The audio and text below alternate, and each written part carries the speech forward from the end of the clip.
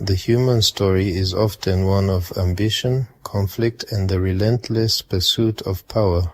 Few individuals embody these traits as starkly as Adolf Hitler, the dictator who plunged the world into darkness during the Second World War.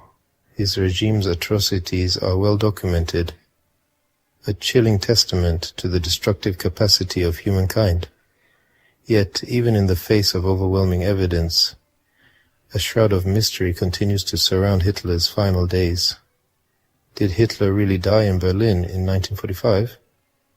Or did he escape to a place far from the eyes of the world? There are theories that he sought refuge in Antarctica, and others claim he lived in South America.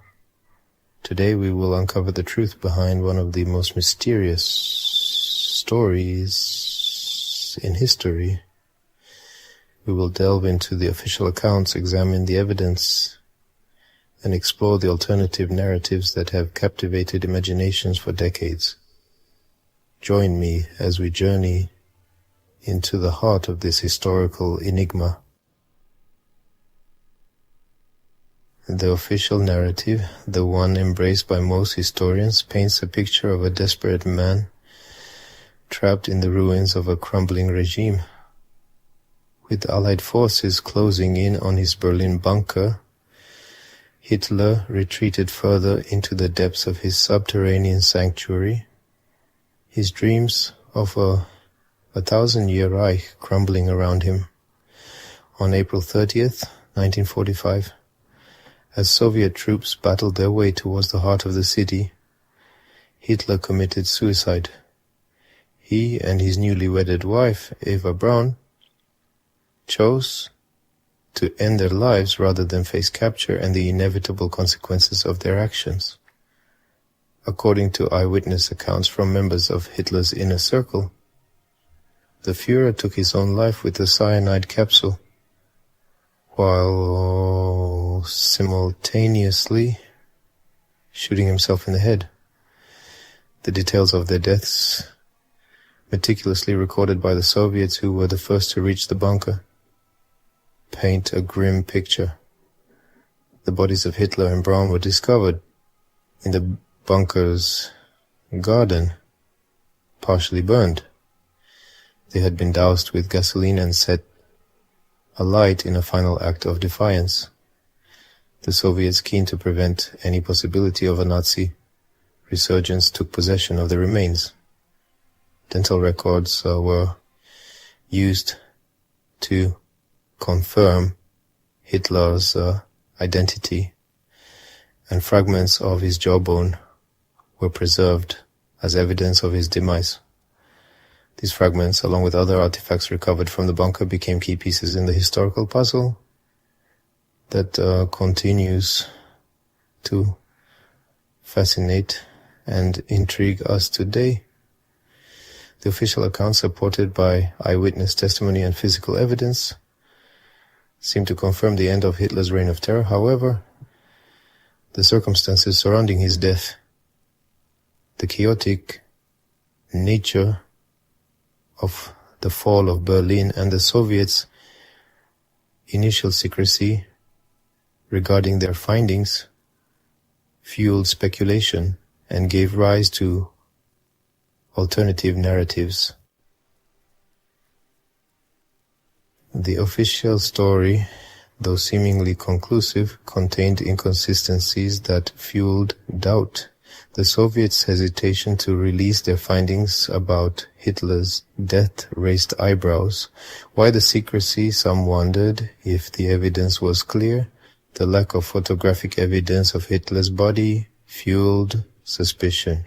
While images of the bunker were available, no definitive photograph of Hitler's corpse was released. The Soviets claimed to have photographed the body, but these images were never authenticated. Eyewitness testimony from individuals with questionable motives added to the skepticism.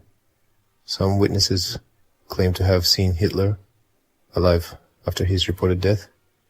Were these sightings genuine, or products of wishful thinking or deliberate attempts to mislead. Rumors of secret escape routes established by the Nazis added to the intrigue. Some whispered of submarines spiriting high-ranking Nazi officials to South America. Others spoke of hidden airfields in Antarctica, ripe with conspiracy theories.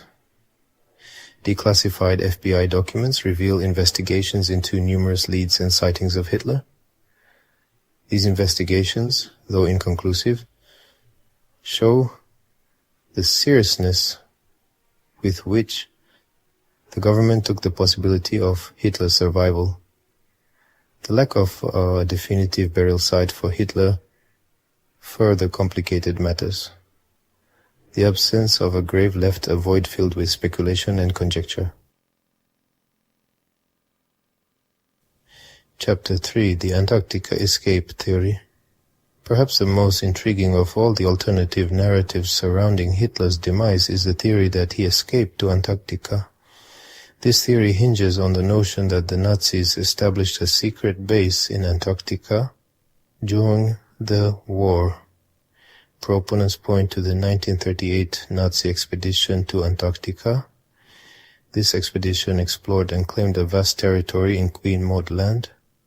The Nazis went to great lengths to establish a presence in this remote environment. They constructed a base camp with a meteorological station and underground tunnels. Some argue these tunnels were intended for a secret Nazi colony. Could these tunnels have been a refuge for Hitler and his inner circle? The idea has captured the imaginations of conspiracy theorists for decades. Reports of unidentified submarines in the South Atlantic add to the intrigue.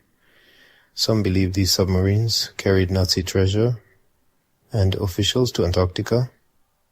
The vastness and inaccessibility of Antarctica lend themselves to such theories.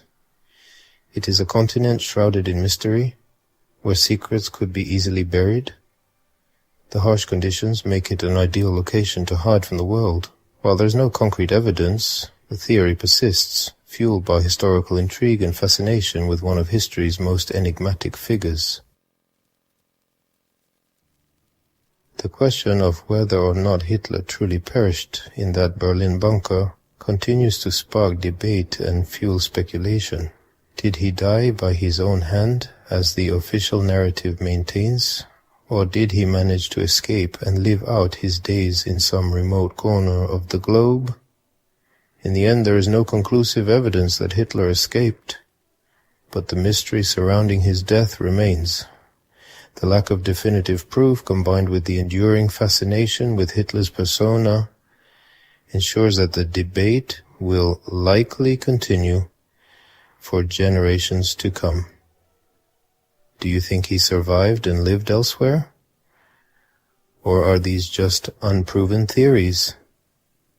Share your opinion in the comments.